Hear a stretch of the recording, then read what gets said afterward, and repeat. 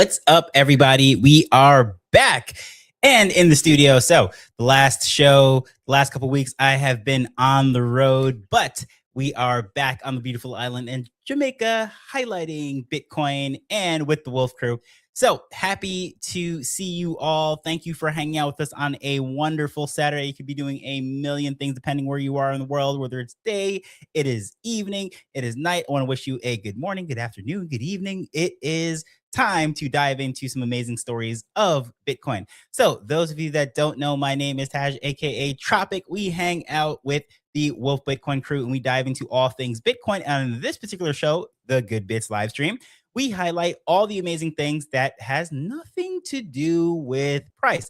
Price is great. We love that. However, this particular show highlights the amazing things that are happening in the world of circular economies, Bitcoin adoption, the technology that enables the spread of this wonderful thing we call Bitcoin worldwide, and all those amazing things. So, we like to dive into those particular stories. And what we're going to hit today is scratching the itch of all of those things. So, first story we're going to jump to is the title itself: Bitcoin education activists for activists and nonprofits. So, the Human Rights Foundation, which does all sorts of work all around the world, getting people, enabling them to spread their message, get various things out there, whether it is in an oppressive regime, whatever it might be, has seen the benefit in Bitcoin. So, those of us that are down the rabbit hole, if you will, we have been orange pilled. We take these things for granted that the power of a decentralized peer to peer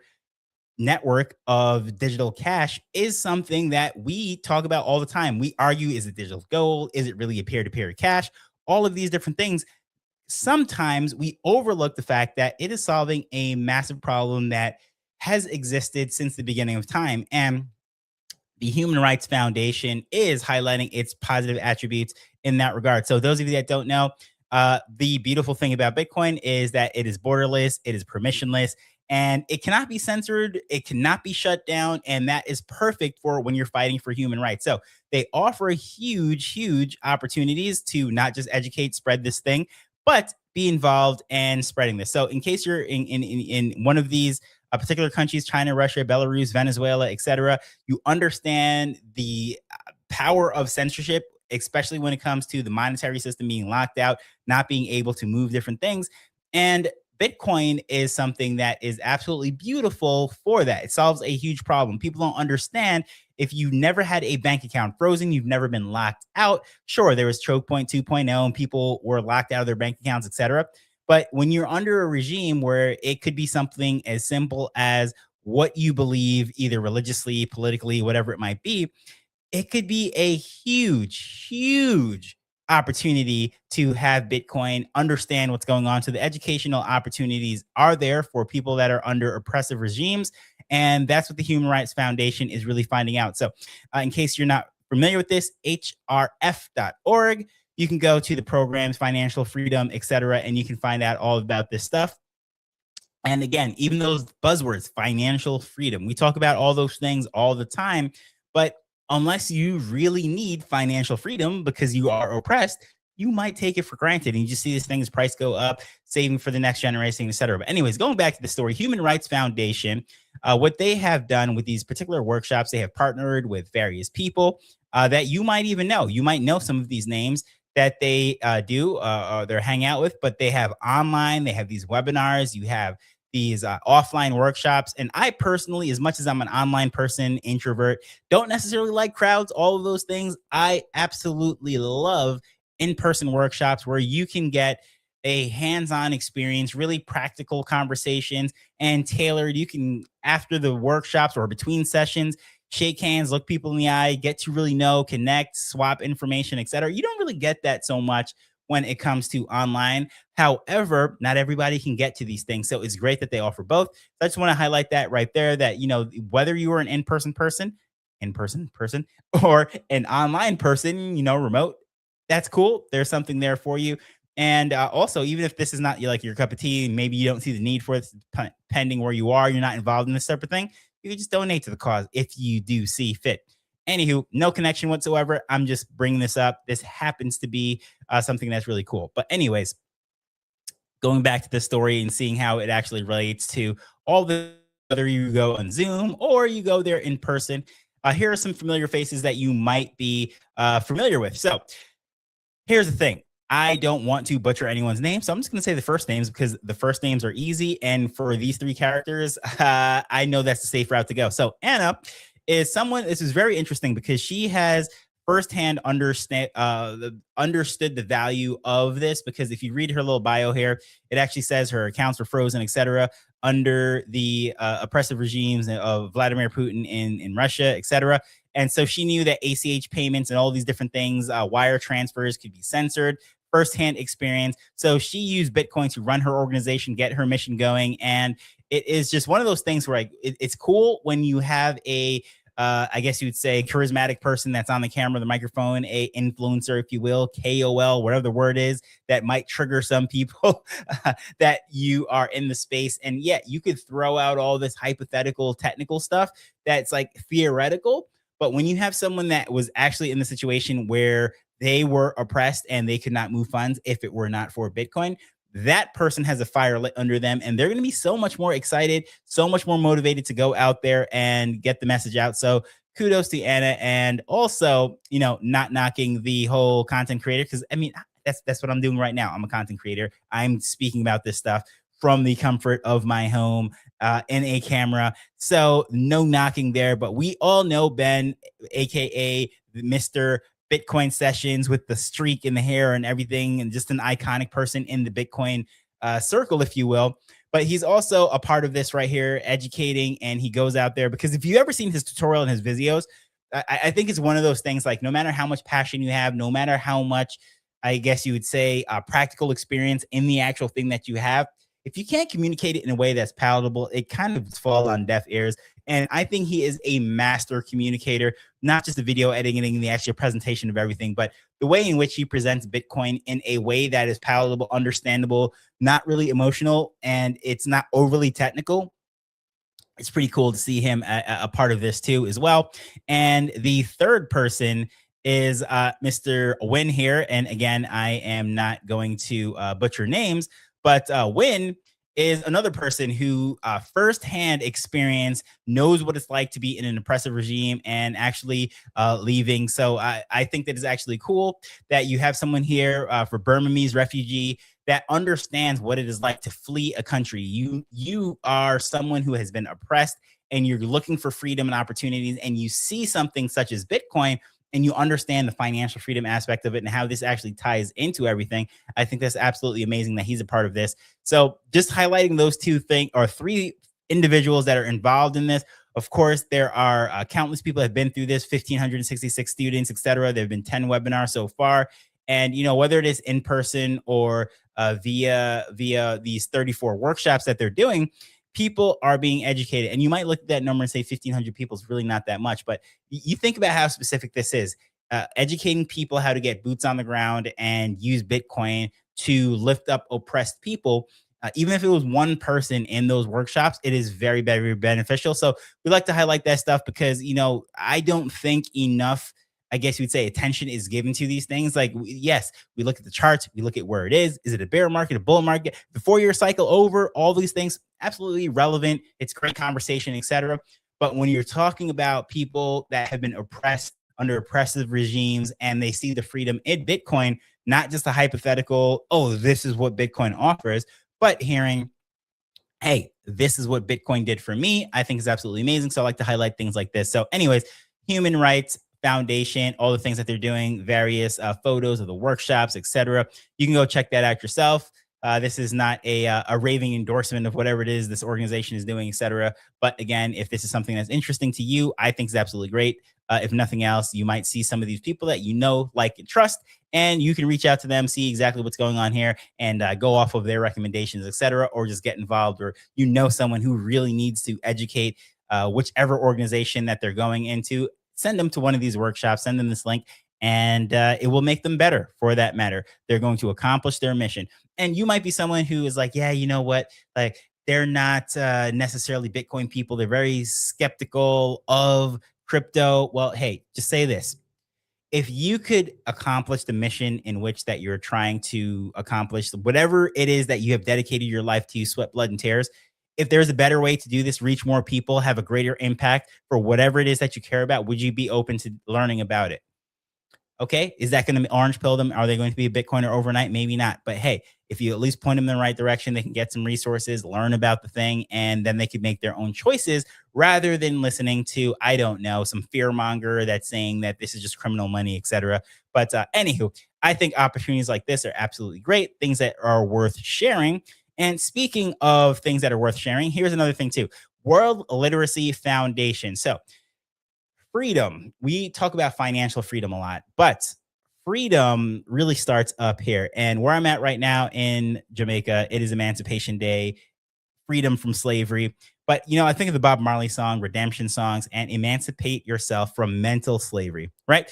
The best way to get out of slavery mentally is to read. Literacy is something that we take for granted because we can actually look on these screens, look at whatever it is that we're doing, and we can read.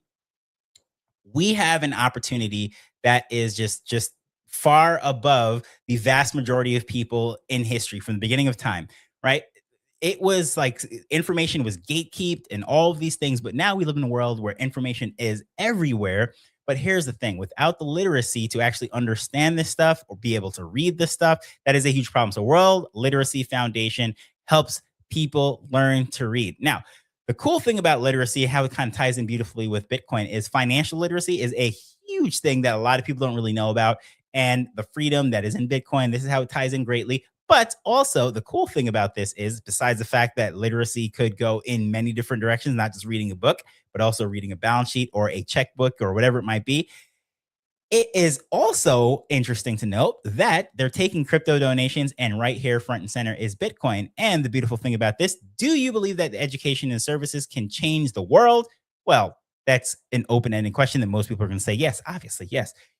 First thing in sales, ask a whole bunch of yes questions, get the person in the yes mentality. So, therefore, you ask something like this. I mean, who's going to say no? Like, no, I don't believe that education can change the world. No, no one's going to say that. So they look at this right here and they're going to obviously say, yes, I believe that education can change the world. So then again, going in and say, how can I get involved? You might not be the one boots on the ground teaching this stuff, but you want to donate to it. But guess what? They're going to tell you that one of the best, most tax efficient ways to donate is by using these options over here. Quite interesting. So you might have came here for literacy. You want to spread education all around the world, and then you get an education yourself. How great is that, right? Doing good, you get good things back. The seeds that you plant is what you reap. So here we go, right here. You get a little education, the tax benefits of donating with Bitcoin, and all of this, I think, is absolutely amazing. They go into a little education, talking about the IRS, all this stuff. But why am I highlighting this? You can give with Bitcoin. You can do amazing things. So the first story, the Human Rights Foundation, this story right here, World Literacy Foundation. So anytime you hear someone say some crazy stuff about, oh, Bitcoin's only used for blah, blah, blah, send them over here. Good Bits Show on the Wolf Bitcoin. Every single Saturday, we do these live streams. And I think it's absolutely amazing that this is a thing that you can get on board with. This has nothing to do with price. This has nothing to do with some sort of religious ideology of what the white paper and Satoshi wanted this thing to be. This is just, hey, do you believe that this thing can help the world? Come on over, give Bitcoin, use Bitcoin as it was intended to be used, and you can help change the world. So next story right there, which is quite interesting, ties over, bridges beautifully to this. So Giving Block, I've highlighted Giving Block before. Multiple ways that you can actually find companies to donate to, and you can use Bitcoin, you can use other crypto, etc. But what I also find interesting with this, the connection, is a guide that they put out, and it just flows beautifully. This came out in June, but I think based on the last story, I think this is a good time to kind of highlight this, that there is a guide for nonprofits accepting Bitcoin and crypto donations. So it's kind of interesting because a lot of people might know of Bitcoin, don't really know exactly what it's like, what value it has other than speculative value, fluctuations and volatility. But a guide like this can help an organization, help activists, volunteers, if you will, who say, hey, you know what, this might be an opportunity worth exploring. So I think Giving Block is really, really great at just connecting people with Bitcoin, with causes. And I think this education, this pamphlet right here, the guide, I think is absolutely great. And they just kind of, because we live in a world and age where people just don't want to read anymore. I think key takeaways, what to know before donating with crypto. I think, again, this is not Bitcoin specific, but we as Bitcoiners, we will go in there. We want to donate to as well. And these organizations do accept Bitcoin.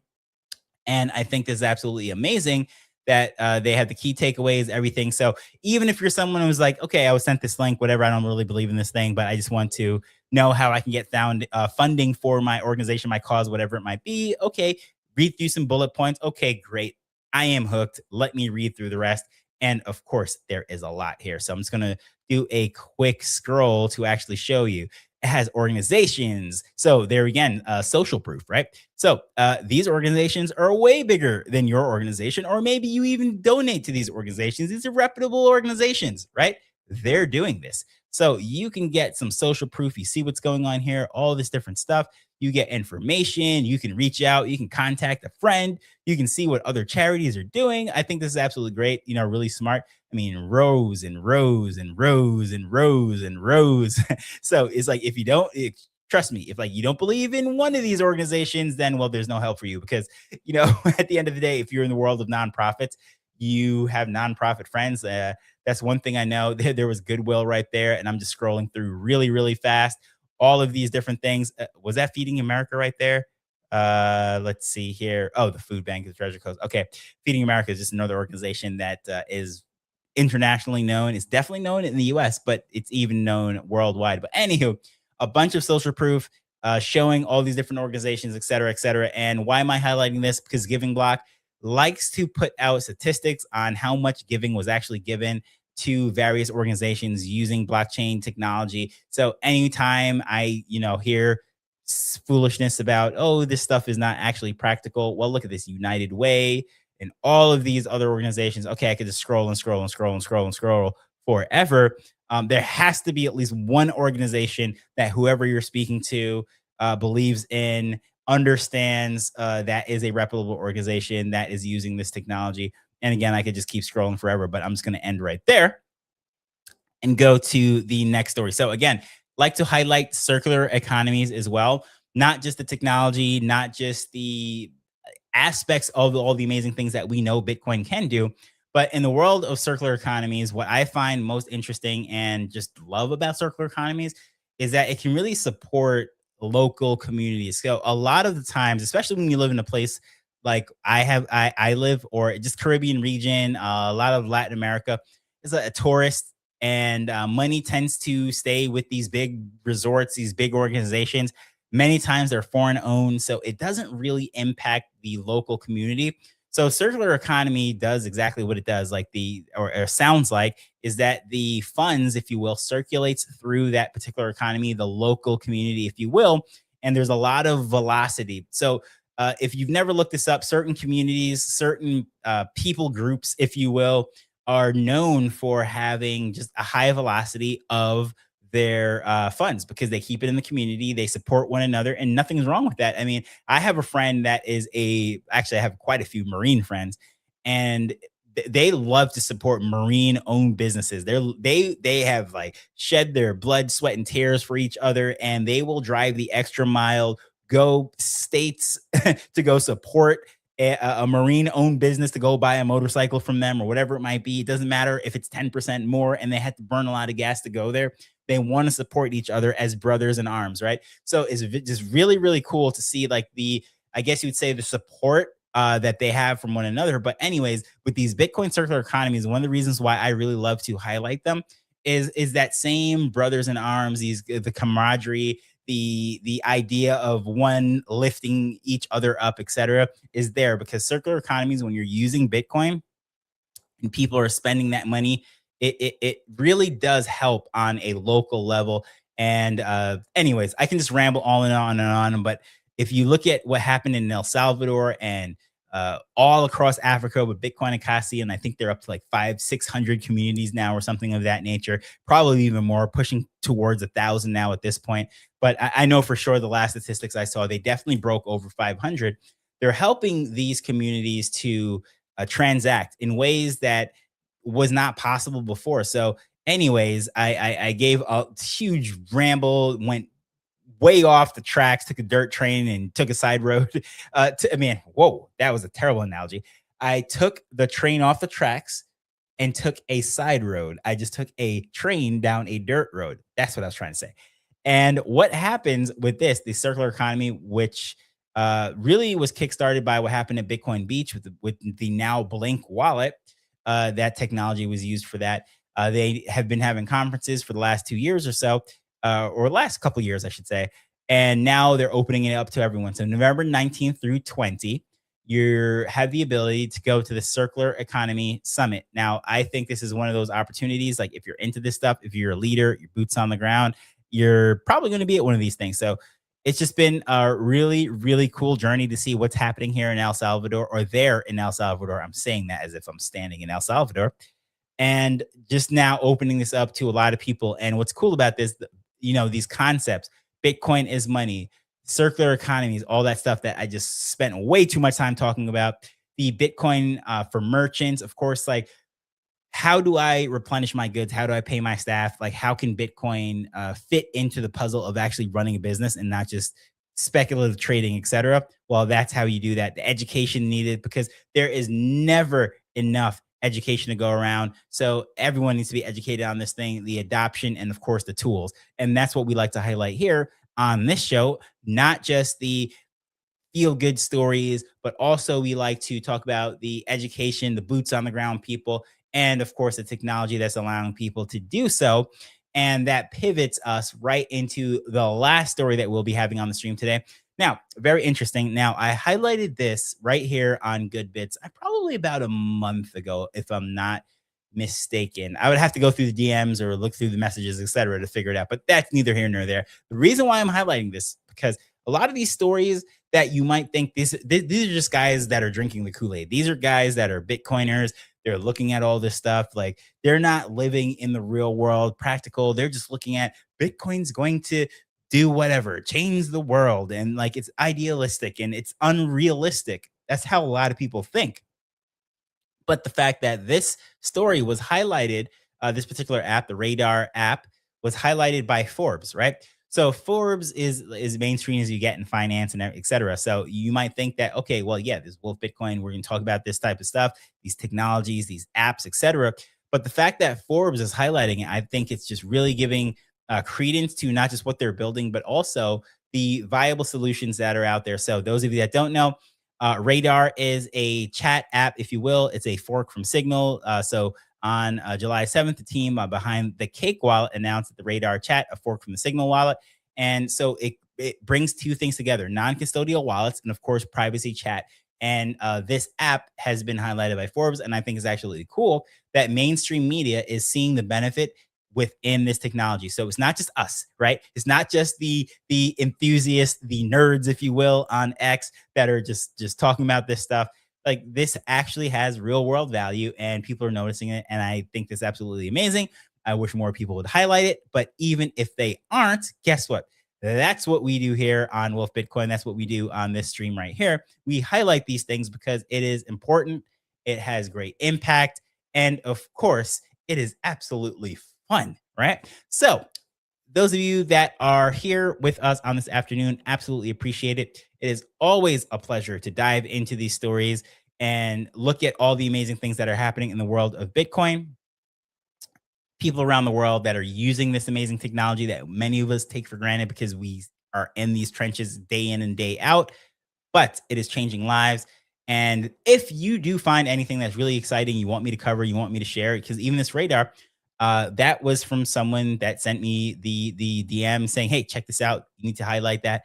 And if there's something that you see that needs to be highlighted on the show, just let us know and we will put it on and we will highlight it, whether it is an organization. So feel good stories, especially like if you see something like, I don't know, some orphanage was saved from destruction by Bitcoin donations, send that to me. I will definitely feature it. So, with that said, my name is Taj, aka Tropic.